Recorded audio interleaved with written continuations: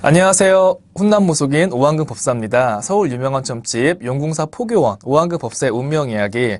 오늘의 강의 주제는요, 남편 복 없는 여자 사주입니다.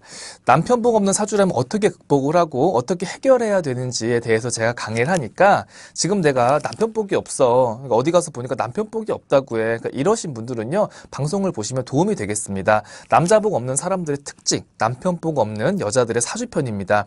여러 가지 요인이 있어요. 남편 복이 없는 건요. 왜 그래도 여자의 복 중에서는 남편을 잘 만나야지, 서방 복이 있어야지, 왜 우리 엄마들 이런 얘기를 많이 하잖아요. 맞습니다. 남자도 그렇고 여자도 그렇고 요즘 시대는 똑같아요.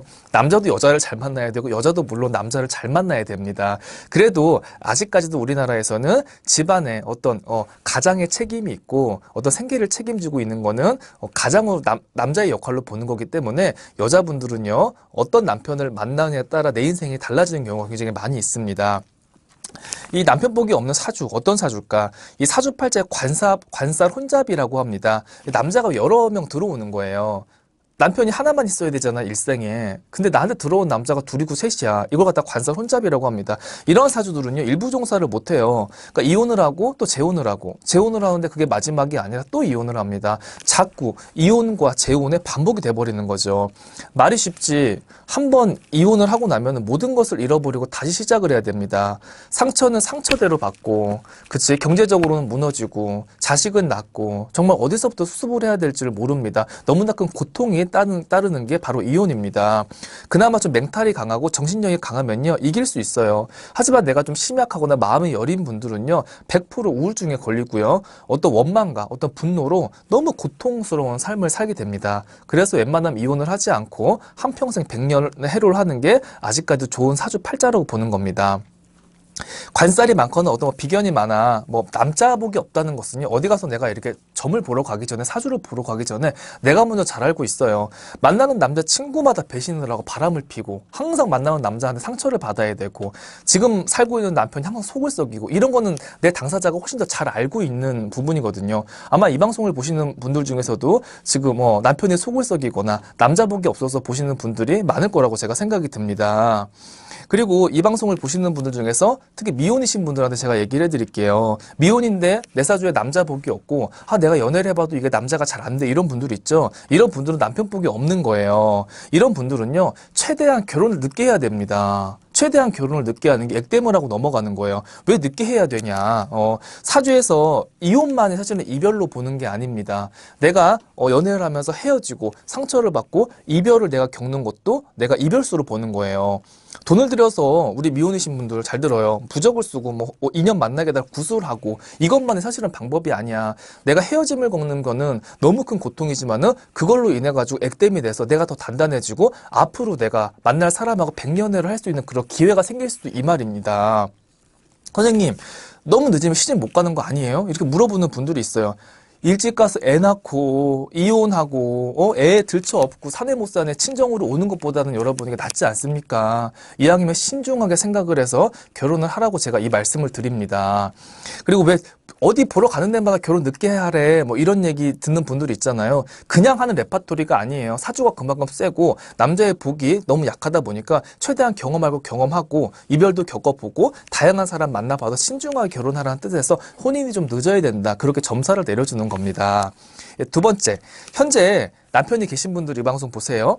남편이랑 너무 싸워. 아이고 내 팔자야, 남편 복 지지리도 없지, 세상에 저 인간 언제 죽나, 맨날 이렇게 하소연하는 분들 계실 거예요. 분명히 중요한 건요, 상대방을 탓하기 전에요, 사실은 모든 문제는 다 내 안에 있습니다. 내 사주팔자 안에 문제가 있어서 그런 남편을 만난 겁니다. 자식이 있어서 이혼도 못하겠고 억지로 살아야겠다는 분들은요, 방법이 있어요. 남편한테 기대감을 버리세요. 뭘 해주겠지, 돈 벌어오겠지, 알아서 잘 할 거야, 뭔가에 나도 모르는 기대감이 있기 때문에 그게 만약에 충족이 안 됐을 때는 그게 바로 이 사람이랑 살고 싶고 분노, 배신, 배반감, 이혼 사유가 벌써 돼버리는 거예요. 많이 그 사람한테 기대를 했기에 기대 안 했다고 생각을 해도 기대한 게 있는 거예요. 그 사람한테. 기대를 했기 때문에 거기서 오는 상처가 너무 큽니다. 스스로 내가 나가서 돈을 벌거나 직장을 구해서 일을 구하는 게 사실은 더 속이 편할 수도 있어요. 내가 사람한테 받는 상처, 받는 그런 거, 분노, 그런 원망, 이건요, 내가 그 사람한테 얼마만큼의 기대를 했기 때문에 그런 내가 상처를 받는 겁니다.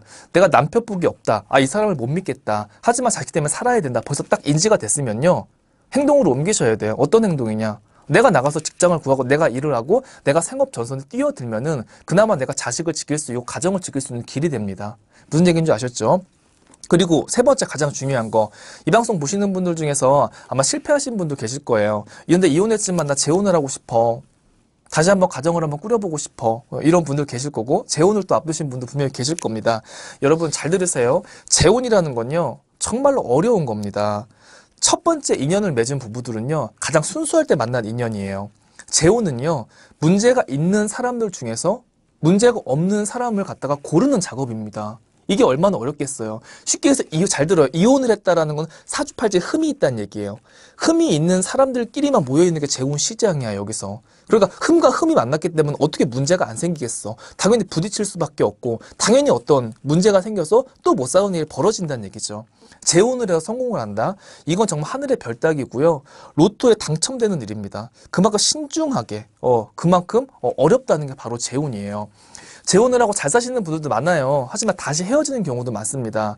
예, 저는 만약에 재혼을 정말 하고 싶다, 이 사람이랑 백년해를 하고 싶다, 이런 생각을 갖고 계신 분들은요, 부처님하고 조상님께 기도를 열심히 올려서 업장을 닦고 결혼을 하셨으면 좋겠어요.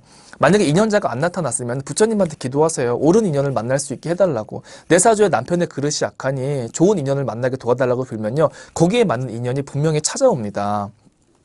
인연은요, 억지로 맞추면 절대로 탈이 납니다. 인연이라는 건요, 사랑이라는 건요, 나도 모르게 자연스럽게 들어오는 거예요. 그러면서 거기서 사랑이 싹트고, 거기서 이제 서로 신뢰가 싹트고, 그러면서 결혼이라는 그런 완성의 단계로 여러분 가는 겁니다. 자연스럽게 들어오는 게 인연이고 사랑이에요. 오늘 제가 남자복 없는 분들의 특징, 어떻게 하면은 이 과정을 좀 돌파할 수 있을까에 대해서 강의를 했는데요. 예, 오늘 방송은 일단 여기까지 하겠습니다. 예, 모두 성불하세요. 감사합니다.